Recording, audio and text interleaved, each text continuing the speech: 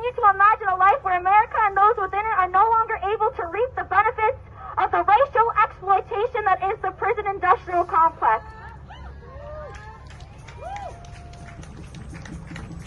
We must fight for the abolition of the police and the prison industrial complex and build up our communities through mutual aid, opening up our unoccupied houses to those unhoused, universal health care with access to therapy and counseling, universal basic income, and ensuring that all people, including those who are undocumented, are prioritized instead of profit by any means necessary.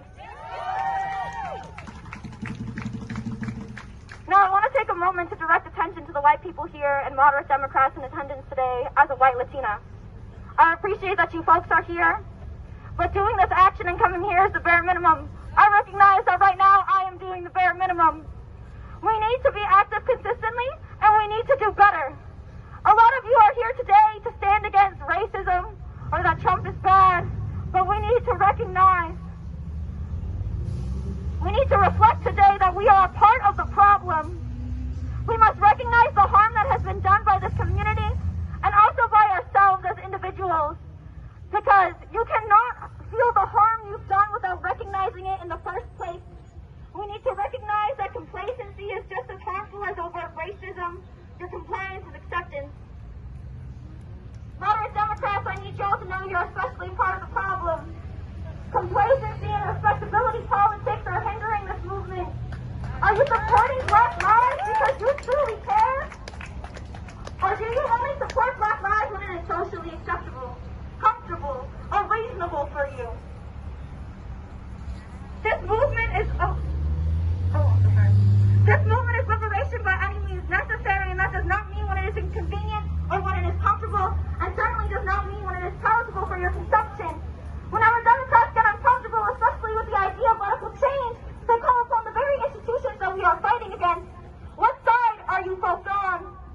Y'all have proven that you are one of the reasons we're doing this action, and I'm glad that this speech may make you uncomfortable. I hope that you stay that way. And no, we will not be reasonable. We will not lay down, tone ourselves down, or what we do down. Because you can never achieve real, fundamental, and systematic change without disrupting the status quo, without refusing to compromise, and without being otherwise unreasonable. So you best believe we will continue to disrupt the status quo in this community and surrounding areas until fundamental change is achieved. Thank you.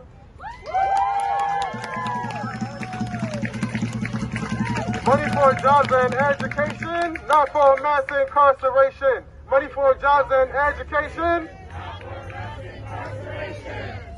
Word. So, I don't mean to move things along too quickly because I see folks are a bit antsy.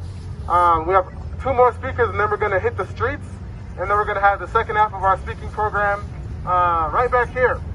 We're going to march. We're going to come right back here, right, because this is where the struggle is for the fighters. So, like I said earlier, I was at the New Democracy Coalition's event to rename Faneuil Hall. And we have Kevin Peterson here, who's an organizer with the New Democracy Coalition, who's going to talk to you a little bit about what he's doing. And then we're going to have a speaker, and we're going to start marching. So thank y'all for sticking with us. Give it up for Kevin Peterson.